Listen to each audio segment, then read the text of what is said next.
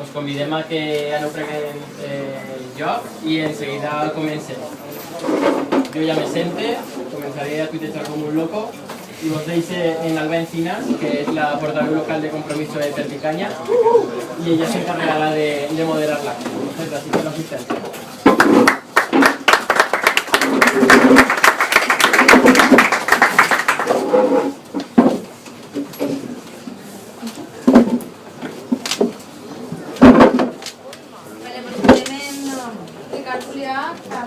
Carlos Villodres i Fran Ferri. Vaig a fer una presentació i una xicota de cadascú i després ja et dono la paraula que no. Ricard Sillà és membre de l'àrea de comunicació nacional de Compromís i ens parlarà de desigualtat nord-sud, del sistema econòmic de la Unió Europea i de la crisi del deute. I un poc del que és el tema de l'austericidio i de nou terme econòmic. Carlos Villodres és politòleg i assessor del grup parlamentari de Compromís de les Valencianes i és l'escriptor de Valencians i Democràcia del Monestià de Probó i ens parlarà dels sistemes electorals. I per últim, Fran Ferri, que és el diputat de Compromís més jove de les Corts Valencianes, és enginyer i membre de la Comissió d'Indústria, Comerç, Turisme i Ocupació i ens parlarà de govern obert i transparència. Bueno, sobre la siguiente torrent, comencé una mica d'anfitrió. Jo, en primer lloc, comentava que moltes gràcies a la cerveseria Via Carton per a poder deixar-nos fer este acte d'acollidori, per haver vingut. I una miqueta per a encetar i per a fer la introducció, el que ens havíem plantejat era dir que és això que li diguem l'austericidi. És un terme que estem gastant per a definir una miqueta què és sobre la crisi del europeu, què és per tot el que estem passant.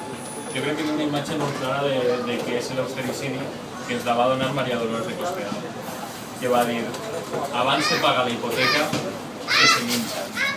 I efectivament això és l'austericidi, això és la crisi del deute. Això és la reforma constitucional que van fer PP i PSOE en una vesprada d'agost, si pot ser un dia en 2 anys, d'amagat, sense votació, i van establir que abans que minxar, abans que la sanitat, que l'educació, que la despesa social, anava el pagament del deute als bancs. El pagament dels interessos, el general deute, el pagament de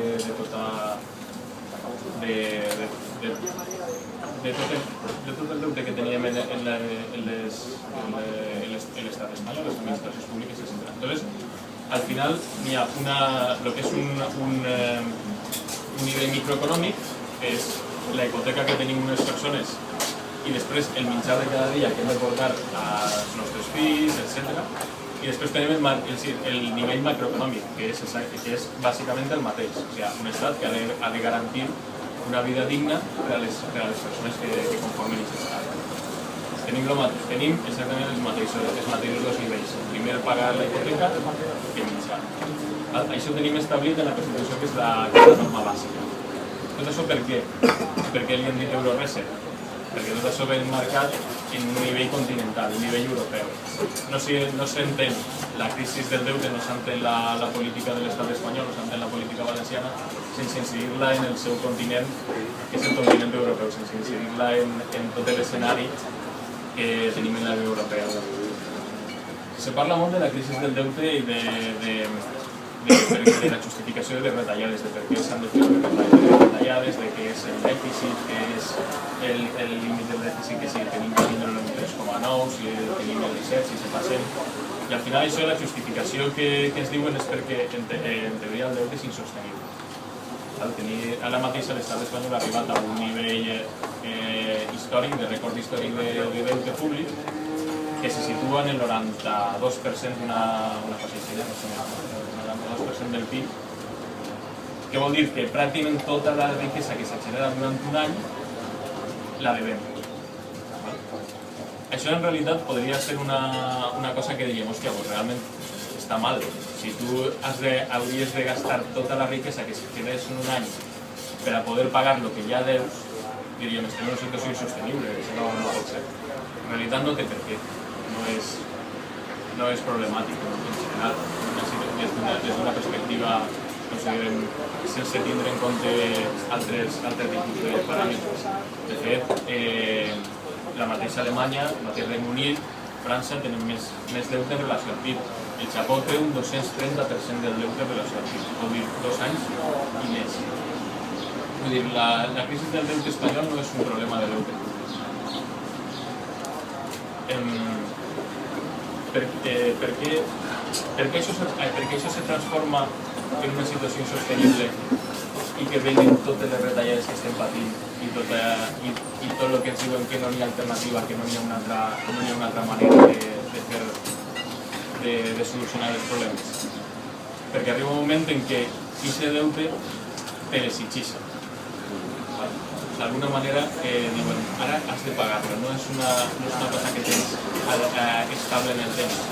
Si tu te diuen d'avui per demà que has de pagar un deute que tens la mateixa, la teva economia, la hipoteca, el que siga, si te diuen que l'has de saldar pràcticament tot d'avui per demà, te van a posar en una situació complicada encara que tu tingues un nivell d'endeutament normal.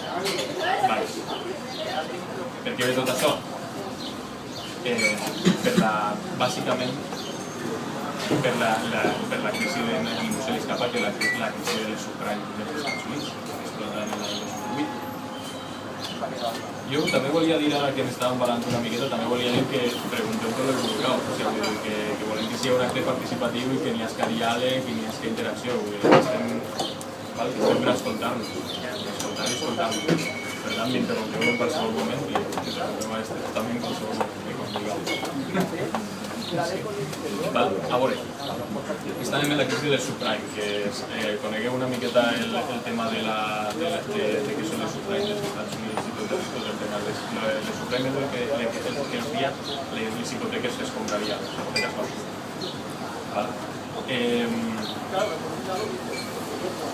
Així també s'ha de fer una matisació respecte al mite que n'hi ha, perquè la crisi espanyola no està provocada per un contagi de la crisi de la subprime americana, com sí que està en les crisis europees. Els bancs alemanys tenien molt de títols de subprime americans, els bancs francesos igual, els anglesos, els britànics estaven molt lligats a la banca dels Estats Units, els irlandesos igualment. Els islandesos sense què dir-ne. Però els espanyols no. Els espanyols no tenien excessiva càrrega de subprime, no hi havia una relació tan forta com per a que s'haguera agarrat l'hipoteca. Per tant, això també s'ha de dir que la crisi de les hipoteques, la crisi bancària espanyola és una crisi en certa manera autogenerada. De tot uns anys que hem passat de monocultiu de la ratxola. Aleshores, la pregunta que se podria fer era, si no tenim contagi de les subprime de la crisi dels Estats Units, per què estem nosaltres immersos? Perquè els nostres creditors, la gent que posseix el deute de l'estat espanyol, deute de les entitats bancàries, deute de l'estat, sí que estaven immersos. I ahir hi ha una qüestió que veurem després en Grècia, veurem en tots els estats del sud, sobretot, d'aquí estem rescatant. Quan diuen, hi ha un rescat bancari, aquí estem rescatant la pregunta. Aleshores, la qüestió és que si tu necessites quadrar els balanços, si necessites tindre beneficis per al teu banc, parlo d'un banc alemany, i arriba un moment en què tu has perdut totes les inversions que tenies en hipoteques que es compraria perquè eren unes inversions d'alt risc, les inversions que no eren reals, necessites traure els teus actius d'un altre lloc. Evidentment, d'on treus els teus actius exigint als teus creditors, als teus deutors que paguen. I ahí és on arribem de la contaminació de la crisi del deute, sobretot a l'estat espanyol i als estats units. Teniu alguna pregunta?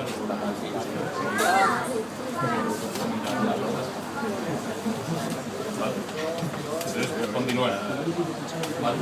Una pregunta interessant és la que comentaven. Aquí estem rescatant. En principi es diuen que quan tu parles un rescat, s'imaginem, per exemple, d'algú que ha caigut a l'aigua i llancem un salvavides.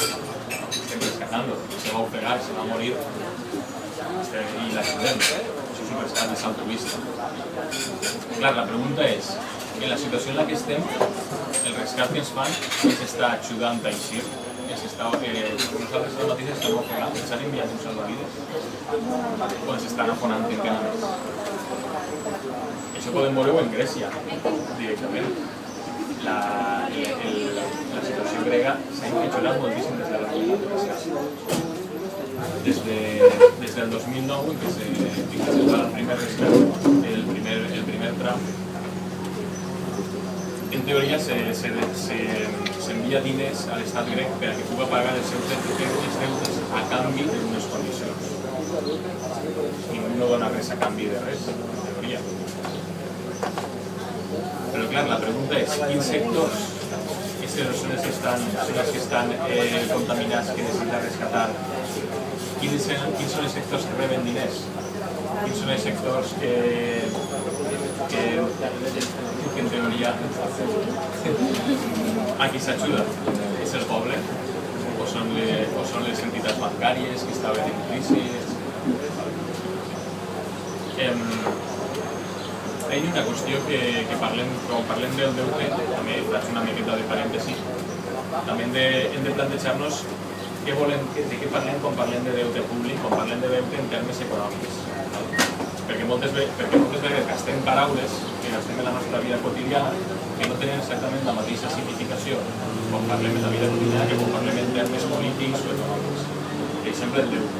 Quan tenim un deute en algú, l'hem de pagar. Tenim una obligació. És el proverbi de que un ha de pagar els seus deutes. És la seva obligació. En teoria. Si jo li preste, no sé, me presta Víctor, me presta uns diners per a tenir una cervesa i després li hauré de tornar. És la meva obligació, és el meu deute. La pregunta és, això en termes econòmics és aixina? No exactament. Una economia que estiguera fundada sobre el patró que tots els rendes han de pagar sí o sí, no té sentit. Plantegem-nos, per exemple, un cas, un exemple senzill.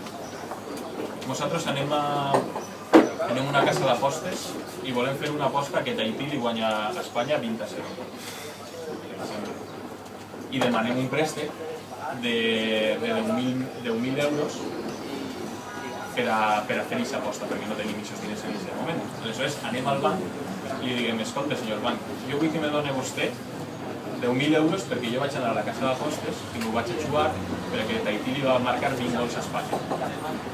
Aleshores vostè me'n dona un interès del 5%, una cosa així, perquè teòricament veu que és una inversió rendible, que jo vaig a recuperar aquests diners i després els podré tornar a interessos. Això és en teoria com funciona l'economia.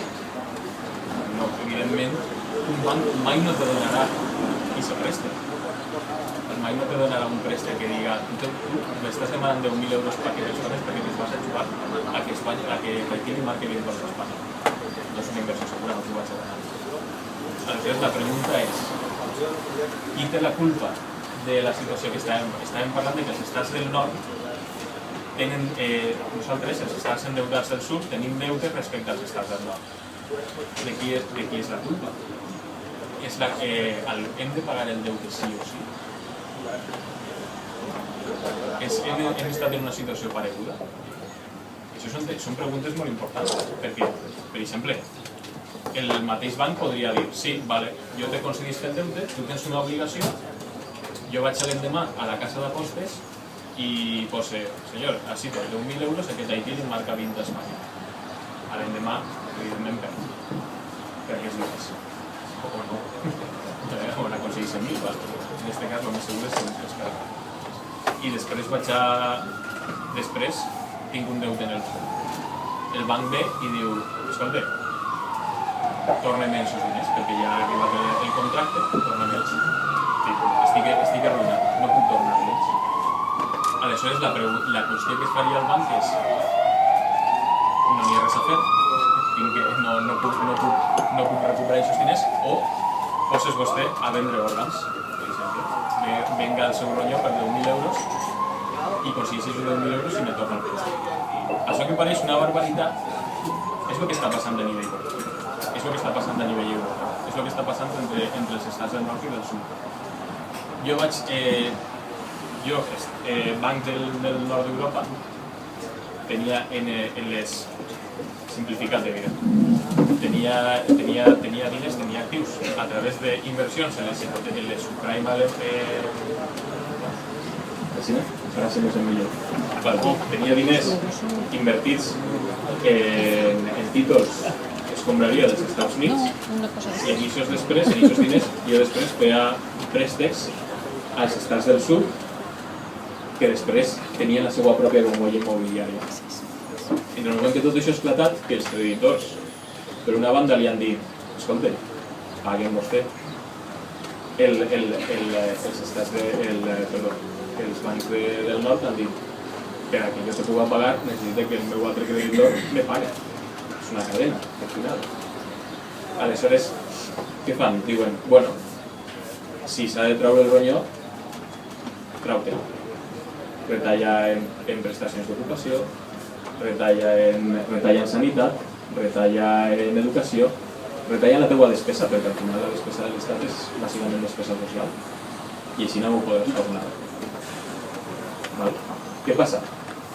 Que quan tu fas retallades, afones l'economia, afones el PIB, i cada vegada en relació al percentatge que tens de dèficit en relació al PIB va augmentant. Per tant, és un cercle viciós que cada vegada fa més difícil pagar el deute. Igualment que si tu te llevares el ronyó per a poder pagar el deute d'aquesta inversió catastròfica, evidentment després tindries molt més problemes per a generar diners tu mateix. Aleshores, no n'hi ha una diferència molt gran. O sigui, la metàfora serveix. Són funcionaments. La pregunta en aquest sentit és fins a on anem a arribar. Fins a on anem a arribar. Al final, tota la filosofia que n'hi ha darrere de les retallades, de l'austericidi que estàvem parlant, és una filosofia senzilla que partís de posar per davant el pagament del deute, com hem dit, a qualsevol altra qüestió. Aleshores, arriba un final quan te diuen que tot és insostenible en termes econòmics, perquè des d'aquest punt de vista, des d'aquesta lògica, és insostenible. La pregunta és si estem d'acord en aquest sentit. Però clar, al final, aquesta lògica te porta a tot el que ens està portant i te porta a una devaluació interna, que és el que ara mateix s'està aplicant en l'estat espanyol. Bàsicament, dit true, si tu tens 6 milions de desocupats, 720.000 en el País Valencià, pot ser que estiguen dient que tot i aquesta gent sobra. A nivell econòmic ho estan dient. T'estan dient no pots pagar-li tot el benestar, l'estat del benestar d'aquestes persones. No pots pagar les prestacions. Això pot pareixer una barbaritat, però de fet és el que va passar en Letònia, que és l'estat model de l'escola del neoliberalisme on s'aplica la devaluació interna. En Letònia, en el 2009, van arribar la mateixa crisi en la que estem passant, i ara te diuen, no, Letònia va entrar en una crisi del deute i va eixir a través de retallades socials, a través d'aplicar programes d'austeritat, a través de totes aquestes qüestions, de totes les polítiques que s'estan aplicant ara. Sí, és de veres, ara mateixa, Letònia, després de caure, amuntó en el seu PIB, ara està creixent. Per què? Per una senzilla raó. Perquè arribaren en uns anys, en el 2010 i el 2011, que de pràcticament un de cada dos llicenciats letons se'n van haver d'anar de país. Letònia va patir una immigració que no patia des dels anys 30. Va expulsar moltíssima gent perquè no tenia on viure. O sigui, no trobava futur a Letònia. Aleshores, sí, evidentment, quan tu perds població, que és el que li està passant ara a l'estat espanyol, que és el que està passant ara al País Valencià, en la quantitat de joves que se n'estan havent d'anar, evidentment tu tens menys despesa. També tens menys ingressos, però per lo front tens menys despesa, perquè tu el que estàs fent és formar a tota aquesta gent. Entonces, la lógica de l'austericidi se basa en una qüestió molt senzilla. Si tu no pots devaluar la moneda, perquè estem en el sistema euro, si l'euro respon a uns interessos del Banc Central Alemany més que a uns interessos d'un banc federal de la Unió Europea, en algun lloc has de ser competitiu.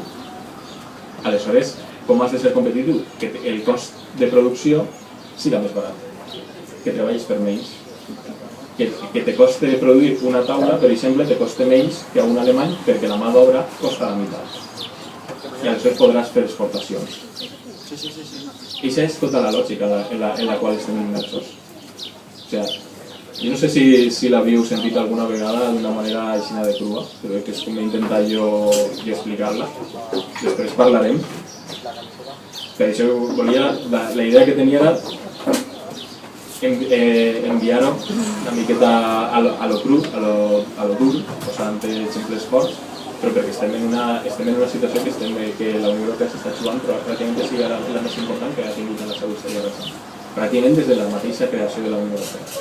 Estem plantejant-nos si la Unió Europea és un club d'iguals o la Unió Europea és unes relacions nord-sud de nivell mundial en miniatura, on hi ha una elit dominant i un poble dominant. Que no té per què ser un esquema nord-sud purament, perquè evidentment després on hi ha en Alemanya no és la gent normal, no és que estigui lligant gossos en llonganisses. Vull dir, tot allò que ens ve ara dels minijocs i tot això se va inventar fa 10 anys el govern de Reder. Entonces, vull dir, jo proposava això com a tema de debat d'una manera crua, posant-la davant de la taula per a que ho encetàrem, i perquè moltes vegades no se parla mai, mai no es parla en aquests termes de la crisi del deute, sempre és què n'hi ha darrere d'allò que ens diuen que és insostenible, de que no n'hi ha alternativa. Una lògica així, sense més. I, bueno, passe la paraula als meus companys i anem fent una miqueta al debat.